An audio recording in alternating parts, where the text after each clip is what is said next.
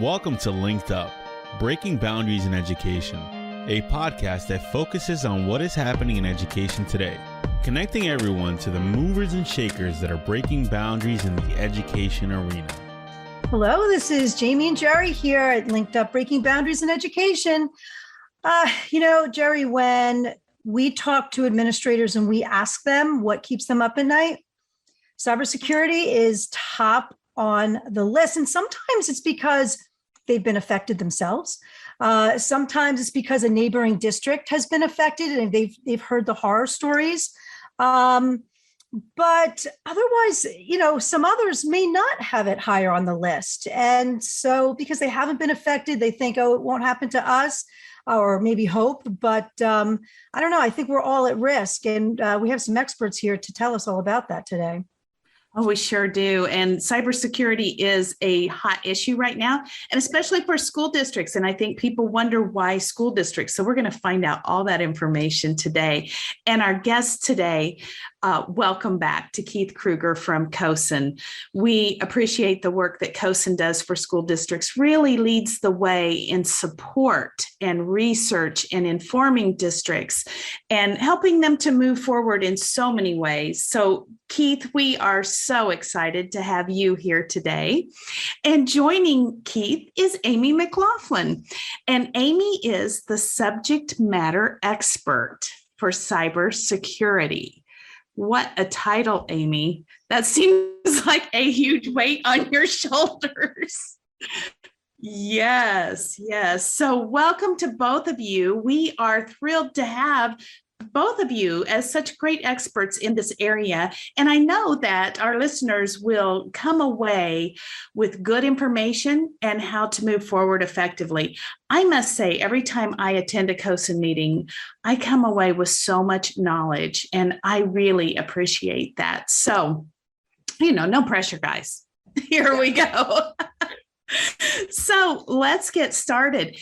My first question is, why do school districts have to worry about this? From my perspective, school districts are a target-rich environment. And let me tell you a little bit about why. First of all, school districts are big repositories of data about students and staff and teachers. And that makes them a target because that data is valuable. Here's the other thing, is that data for students, for people under the age of 18 is actually more valuable than data for people like us who are obviously a little past the 18 marker. And the reason being is that students under the age of 18 don't have established credit histories.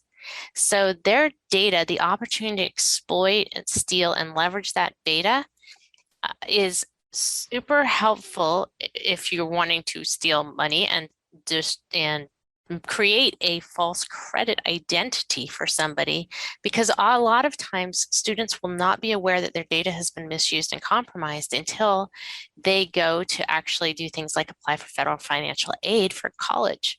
So they're like an unmonitored blank slate, I guess. Yes, Very exactly. vulnerable. Okay. And then, of course, you have teachers and staff who have their personally identifiable information. Another target zone is payroll systems and the ability to change delivery of payroll checks to another location. I've seen that. And also the ability to ship captured W-2 forms and file tax returns with false refunds that get shipped to somebody. I've actually been a victim of that one. So there's a lot of things that can go wrong with large banks of data. Schools and districts are also historically underfunded for data storage and protection. And so then it becomes a target-rich, opportunity-rich environment for the bad guys. Yes. And how prevalent is it? Is this going on quite a bit? It absolutely. And thanks, Jerry, for the kind words about COSN. We appreciate that. You bet. We do a survey, a national survey of our chief technology officers. And for the last 4 years, cybersecurity has been the number one concern. So it's not something new, perhaps, for the technology leaders. We're seeing more and more superintendents and school board members recognizing now how it is. And just to give you a data point, last December, there was a first ever joint finding, a report by the FBI the Cybersecurity Infrastructure Security Agency called CISA, and the thing called the Multi-State Information Sharing and Analysis. They're all kind of internet security centers. And they found that over half of all the reported ransomware attacks last fall targeted K12 districts. Half. Half. Wow. And so it's not just, it's incredible, the amount of sensitive personal data. In fact, Amy was talking about the student risk, and I was listening to an NPR interview by a student who went off to college, and a couple of late in the year, she applied for a credit card and found that her credit, she had $300,000 worth that had been racked up against her because her identity had been hacked and threatened. And we've seen all kinds of districts, everything from, Fairfax County, just outside of suburban DC, or Toledo, Ohio, where personal identifiable information of students and educators went public. In certain districts like Miami, Baltimore, Hartford, they canceled days of school because of ransomware attacks. Miami-Dade, in fact, had their network totally overwhelmed by a ransom attack. And last spring, Buffalo discovered that students' names, birthdays, addresses, and more had been exposed along with the bank accounts of their vendors. So this is not a small problem. It's a big problem, and it's one that we need to pay attention to. Could you define what ransom, what are you talking about for listeners that may not be into cybersecurity, might not know what that is? So ransomware is a particular type of malware or a malicious software that gets loaded onto a computer. It is designed, well, there are a couple versions of it. So let me start with what I call ransomware 1.0, which is the sort of original approach, which is it gets onto your computer and it encrypts your drive and makes everything on it unavailable. And it can spread through a network. So it leverages, like, for example, it would leverage my permissions to get to the next computer or the next file server or the next system and start encrypting all of that data and locks it up so it's unavailable, right? Because it's encrypted and you don't have, it's like locking a house without giving you the key to the door. So that's version 1. The more sophisticated version of ransomware is the version, and then they contact you and say, hey, we've locked up your data, pay us, and we'll give you the key to unlock it. So version number 2 is where they lock up your data, but in the background, they send your data out to themselves. So they not only lock the data away from you, but they exfiltrate it out to their location so that they actually have your data. It isn't just locked away, but they've stolen it. And that's then combines sort of my systems are no longer available and somebody has stolen my data components of a data breach. And should you pay ransomware if someone, it reminds me of the old days when we'd hear about kidnappings and they'd say never pay it. First of all, locking up your computers and stealing your data is a crime.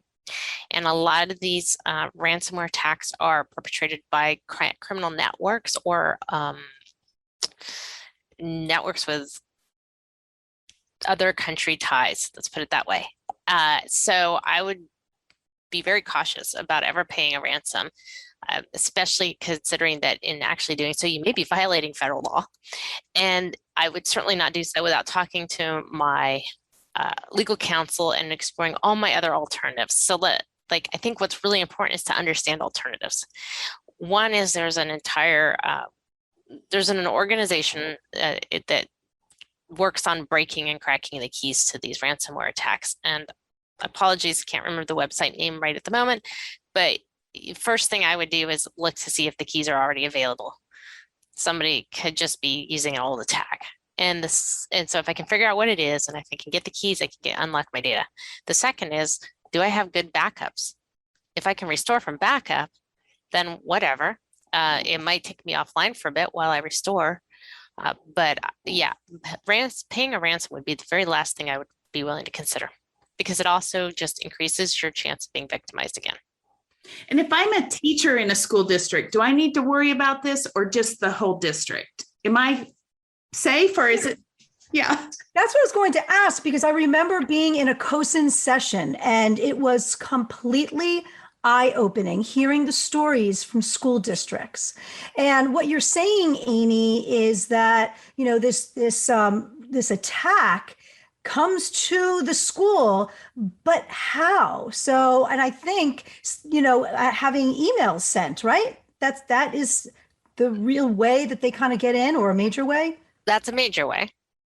So I can give you a couple of scenarios. These are actually real world scenarios. One is that, you know, somebody sends an email, usually with a infected PDF or some other infected link on it. You click on the link, it downloads software in the background and starts doing its thing.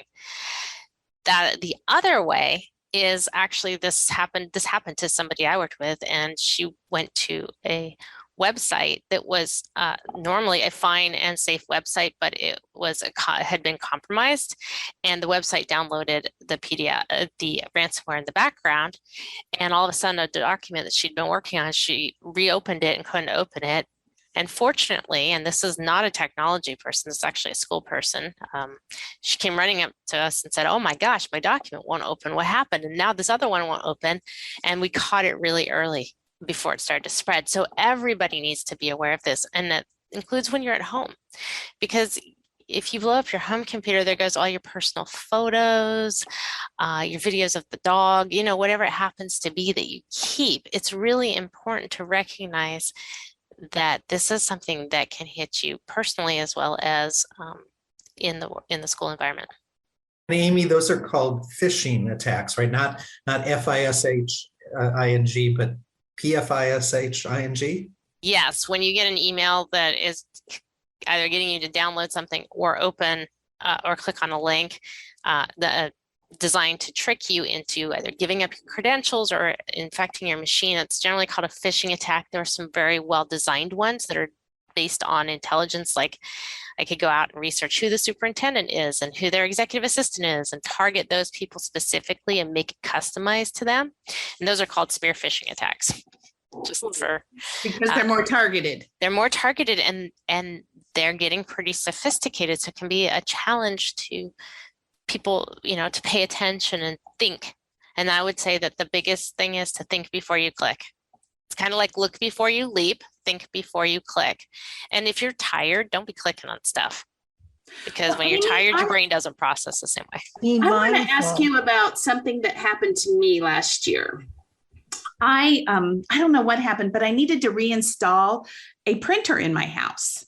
And so I clicked on a website and it looked legit. It looked like the HP website. Went in there and they said, "Oh, Jerry, oh my gosh, do you have things going on? Blah, blah, blah." I'm like, what? Then they wanted credentials. They wanted this and that. Got into it just a little ways and went, "This doesn't feel right." And backed out, and then called my internet provider, who happened to work at a bank before. And she said, "We're clearing everything out." We caught it quickly. But I'm thinking of people like my parents that might not even think, because it looks so legit. And I searched them out. They didn't search me out. So is that a common one as well? It is. It is to get caught to go do a search and find a site that isn't the legitimate site for your vendor. Yes. Right? So know that they're never going to call you, right? Yes. They wanted my phone number and yeah. And they're calling, leaving messages on my phone, and I know even at, you know, little COSN, my staff are getting emails that look like they're from me. And what are you asking them for, Keith, in those emails? Well, it's everything from gift cards to you know, whatever. Asking, our finance director will get them around in the spring, asking for all the W-2s. That's been a real common thing. The FBI put out, or the IRS put out a special alert to schools to be aware that you know, that the W-2s are a big risk. I was going to add just a little thought to that, and they come through really cleverly. So for example, you could get an email that says it's from keith.kruger.cosin@gmail.com. And it'll be like, "Hey, Amy, Could you give me a quick call on my number? It's not Keith's number. I have Keith's cell phone number, but or could you message me quickly? I need you to do me a favor. And then if you these scams around, we need, $100 gift certificates from Target to give out to some teachers.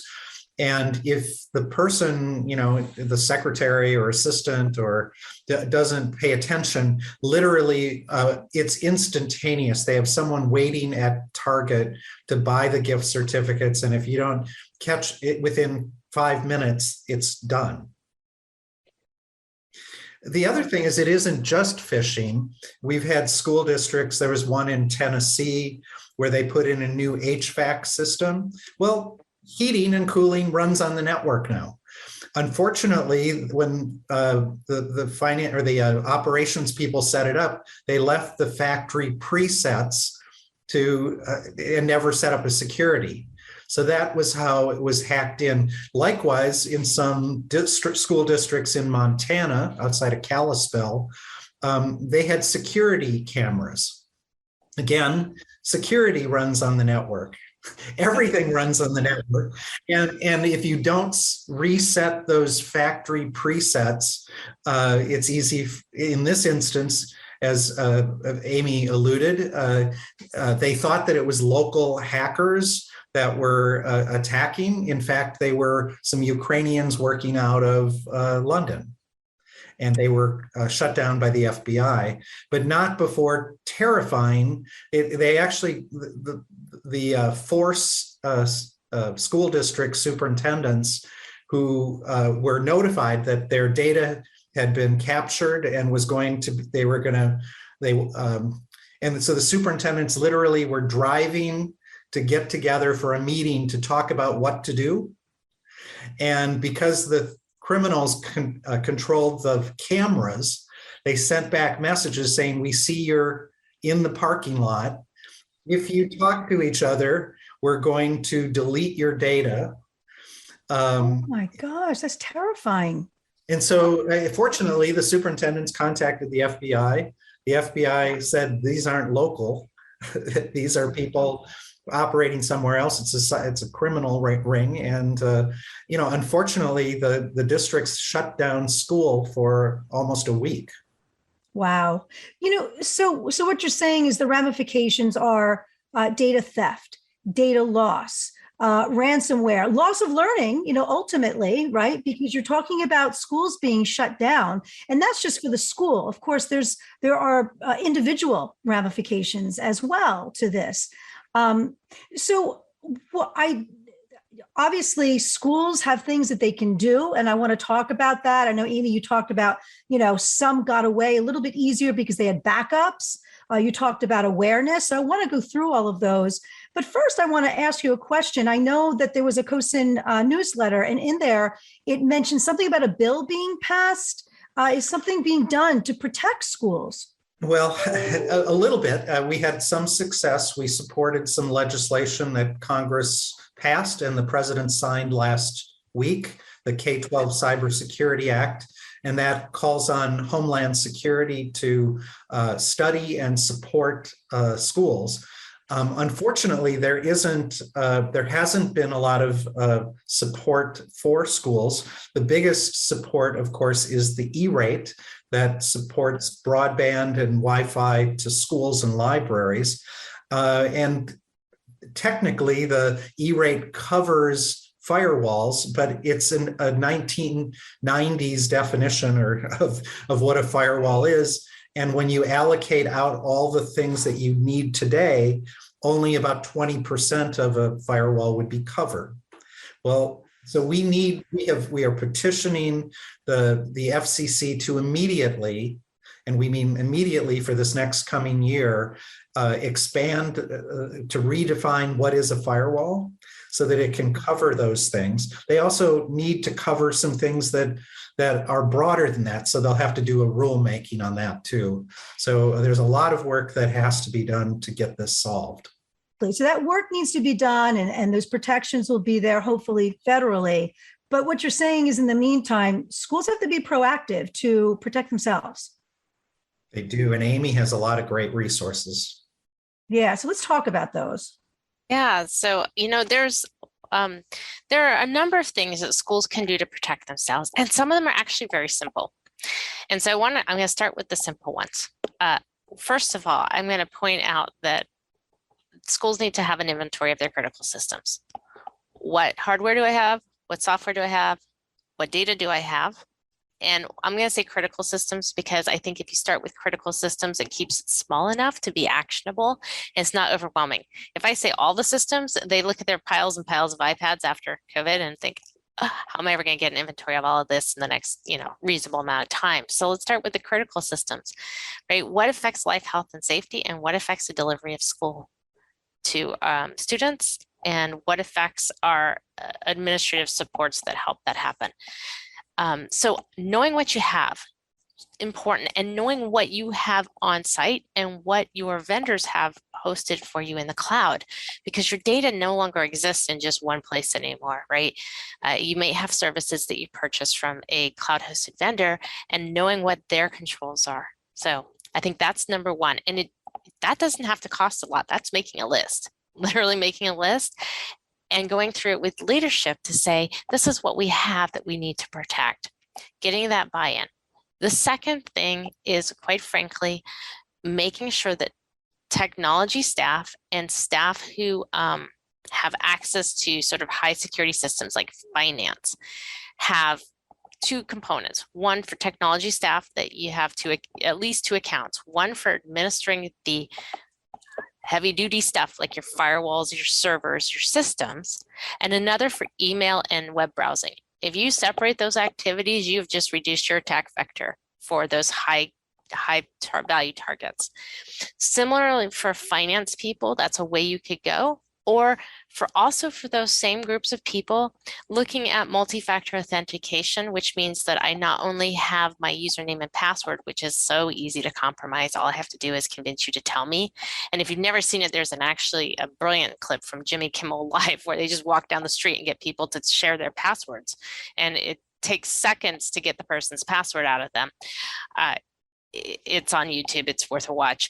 But the multi-factor authentication says, okay, you have your name and your username and your password, and then you have like a digital token that you can be either a standalone fob or a message that comes on your cell phone that verifies who you are. Are they 100% foolproof? No. But do they make it harder and make you less interesting as a target? Yes, because if I have the choice between compromising somebody who only has a username and password and compromising somebody who have to go the extra step to figure out how to also get their multi-factor information from their token, guess who I'm going to pick, right? So, so those are two very basic steps. The third one is making sure that you have backups and that you test your backups. And the reason I mentioned testing your backups is that very early in my career, I did a full backup of something for somebody. And then when I went to restore it, after I blew away her machine, I lost 10 years of work. It's a mistake you only make once, but that was one person. Imagine that for an organization. Always test your backups, make sure you know how to recover them. And then the fourth thing I would say that people can do is relatively simple, but you have to work with your network people or whoever provides your network support, is to not put everything on the same part of your network. So for example, your telephones shouldn't be sharing the network with your student facing systems, right? Your students are using, I don't know, YouTube or a learning management system. They need to be off in their own little section of the network. Your cameras, your security cameras need to be off in a secured section, the same with your door locks. Your IoT devices. Now don't laugh, but these include things like your light bulbs, if you have smart light bulbs, your coffee pots, if you have smart coffee pots, your vending machines, anything like that needs in your HVAC systems needs to be on a separate section of the network. And all of those basic vendor installed passwords need to be changed on every device, whether it's a firewall or a coffee pot. So those are just 4 simple steps that actually, if people did those 4 things, would really significantly increase their security. I would add antivirus or anti-malware software on all systems, patching all systems on time, right? I know a lot of people say, well, we patch every year. No, you need to patch every month and have a standard process, because that's why they release the patches every month. It's not because you can wait a year to do it. And the last one I would say is training. Training for the people so that people understand and an access to ask the question. So you mentioned your parents, right? So my parents are trained this way. If they get an email and they're not sure, they call me. Do you know how many times I've answered the same question about PayPal emails? Right.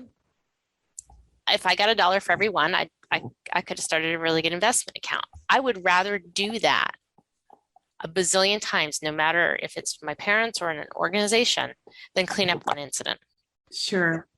Amy, you brought up something that I don't know that all school districts think about, but they really need to, is what information are you sending to that vendor and what's that vendor doing with it?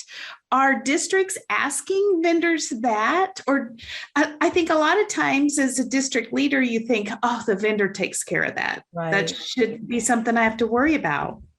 It's still your data and it's your responsibility. And so, yes, I think that's a great question.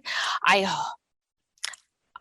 hope that they are asking. We remind people that when they're working with vendors and cloud vendors, and actually we have some good vendors that I know we've worked with that actually do that with the districts. Those that are specific to the K12 area some of them actually will tell districts, you need to know that we have these processes in place.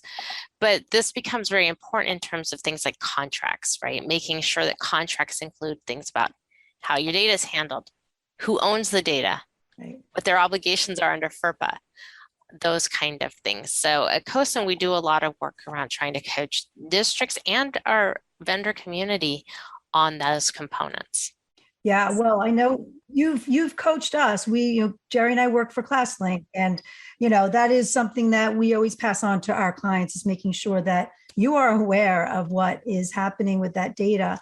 But also you mentioned the training, and I think that is so important. That is something that we do internally here as well. I mean, we have to take tests, and it's not just a one and done, right? I think that's important too. It has to be ongoing, because you kind of think, oh yeah, I took that security test, I passed, I'm good.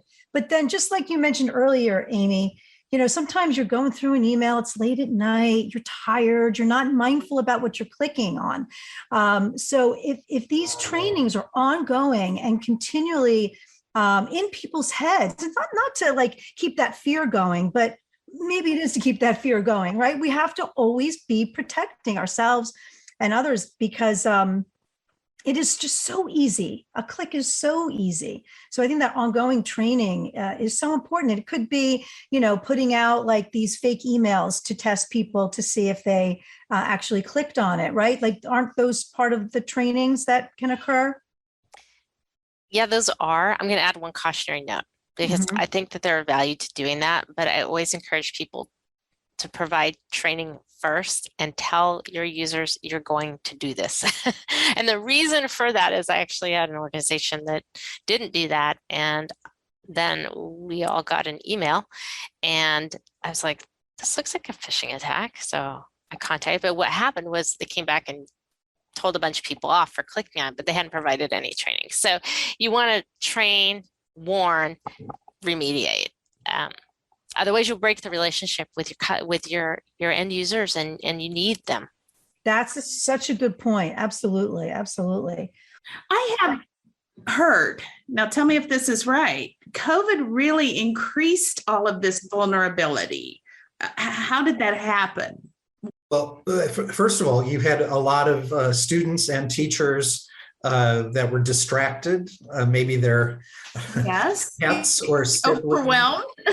Overwhelmed. And so there were a lot of distractions. And I know that one of the studies I saw said that clicking on phishing attacks in the past was something like 3%, and it jumped to almost 15 to 20% during COVID.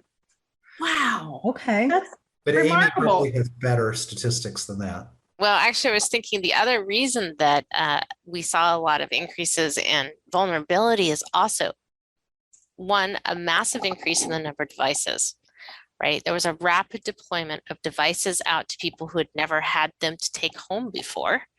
And so instead of using them in a contained classroom environment, and quite frankly, if you're inside my network in a building that I control, I have a lot more granular control about what your device can or cannot do than if with 2 days notice, I have to hand out thousands of these devices and send them home with you, where they're getting hooked up to your home network, which may or may not have had any patching or maintenance since it was put in 10 years ago or whatever, or it could be beaming wireless out to the entire neighborhood, or you're sitting at the Taco Bell or the Starbucks or whatever, because that's where you're getting your internet access because you didn't have any at the house.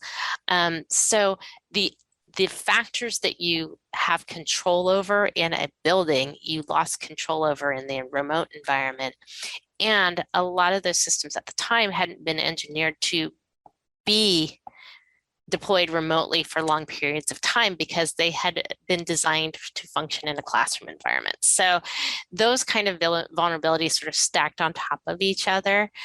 A lot of districts have spent the last so many months remediating that so that they feel much more confident that their devices are protected when they are offsite.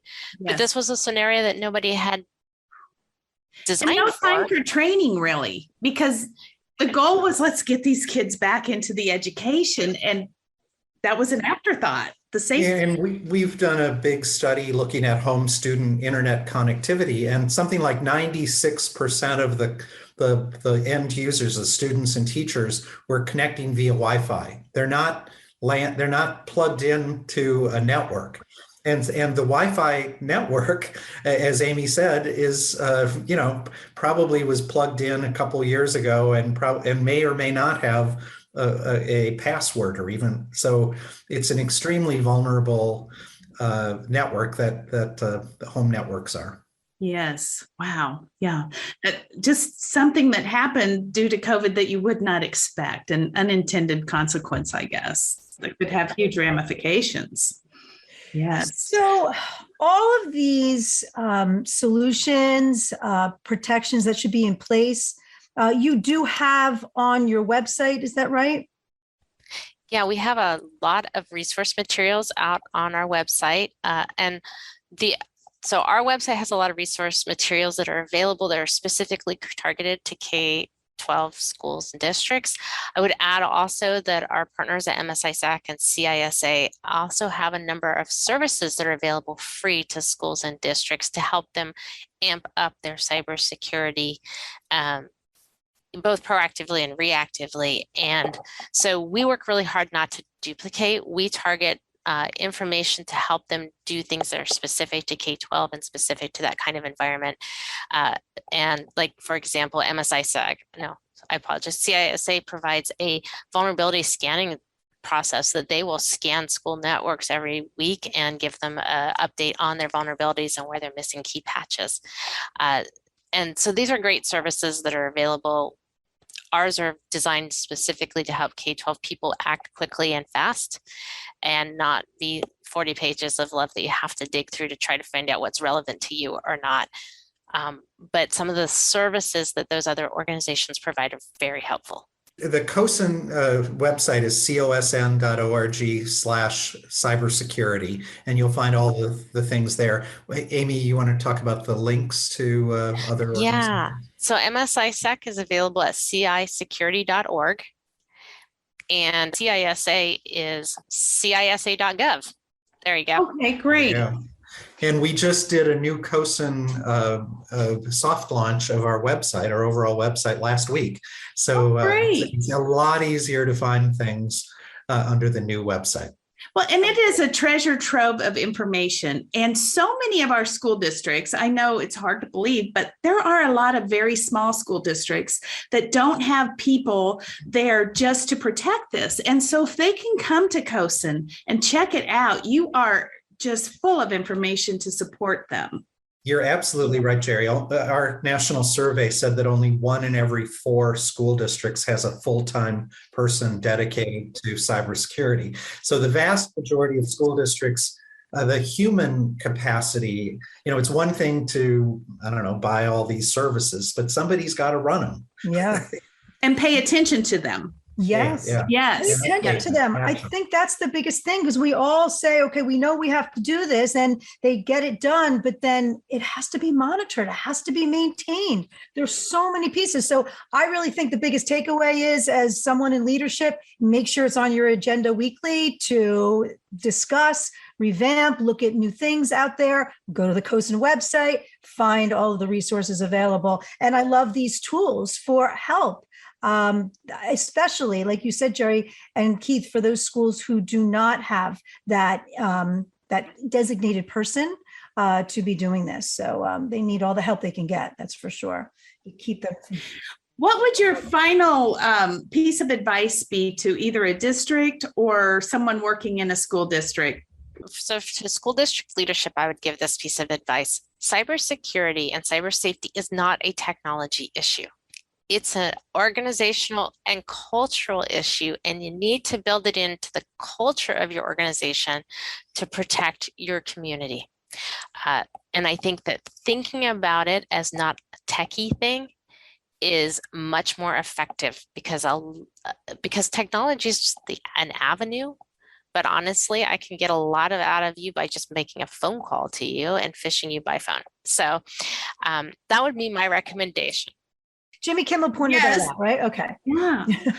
Well, and I'll just say ditto to Amy. Cybersecurity is just everyone's responsibility, and we've got to really up our game in terms of helping, every teacher and administrative staff and students about some good cybersecurity hygiene.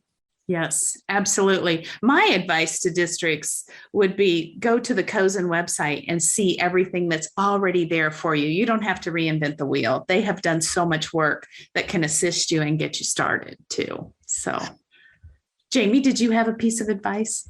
No, that's it. That's what I said before. It's just that COSN website is really so imperative, and just keep it at the top of your list weekly. Just something to keep in mind. And Amy, I think your point is so important, that it is a cultural issue. This is everyone's responsibility. Even bringing in students as well. They need to be trained as well. Because of course they are our future anyway. So this is really something that we all are certainly responsible for. Absolutely.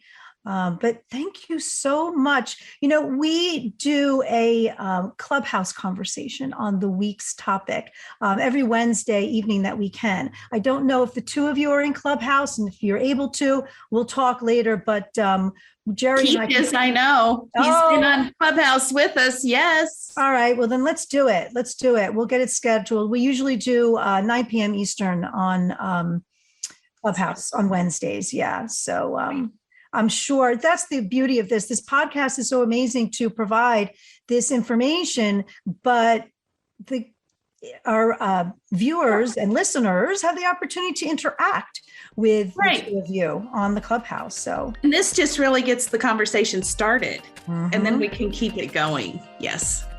Thank you. Well, thank you both for being with us on LinkedUp, Breaking Boundaries. We loved having you here today. So much good information. I have sticky notes galore.